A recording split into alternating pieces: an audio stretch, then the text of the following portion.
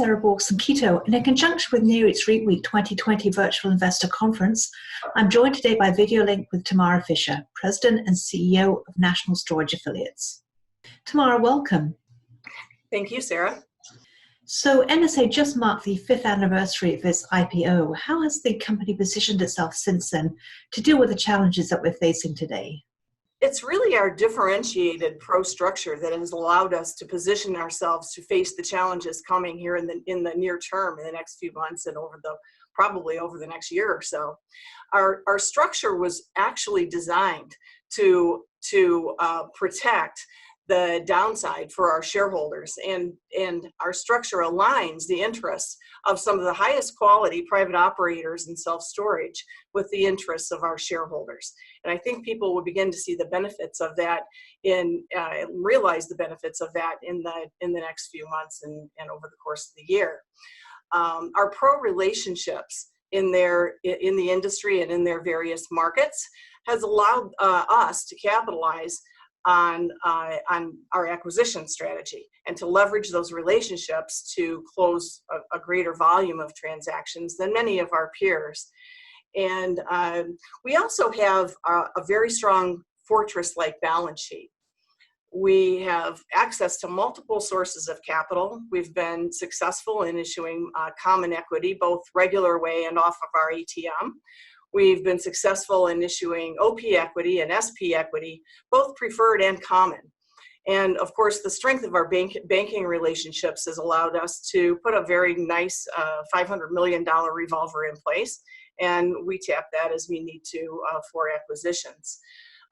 Finally, I think the benefits of our broad geographic diversity and our exposure to secondary and tertiary markets will benefit us and our shareholders over the course of this pandemic and this global recession that we're facing.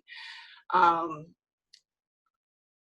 also think that because of our positioning, we face less pressure from new supply. Acquisitions have been a big part of the NSA story. What sort of growth opportunities do you see for the company going forward?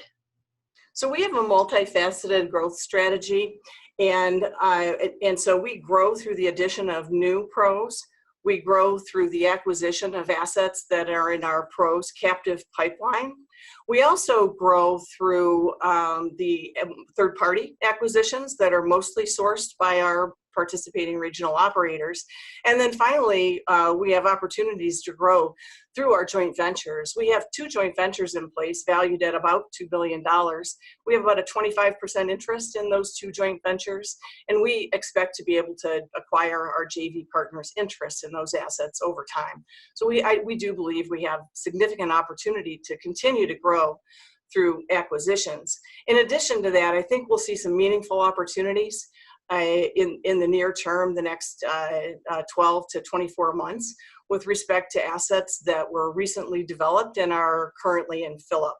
Those assets may not be meeting developers' pro forma expectations, and we think that although it's a little bit early to tell right now, we do believe that that will eventually become an opportunity for us. More broadly, how do you expect the coronavirus crisis to shape demand for real estate across the sector? Our view of the impact of the pandemic as it relates to self-storage is that self-storage is really a need-based product. And people need self-storage, whether it's in good times or whether it's in bad times. So our view of it is that while self-storage has proven recession resilient, it's not recession-proof. And we know we'll be affected by it in the near term and probably over the next 12 months. But on the whole, we're still very bullish about the asset class. We think that it will outperform other asset classes, generally speaking. And we also believe that NSA will outperform in its own sector. Tamara, thank you so much for your time. Oh, thank you, Sarah. Appreciate your time today. And for more news and information on REITs and listed real estate, be sure to visit NERIT's website, REIT.com.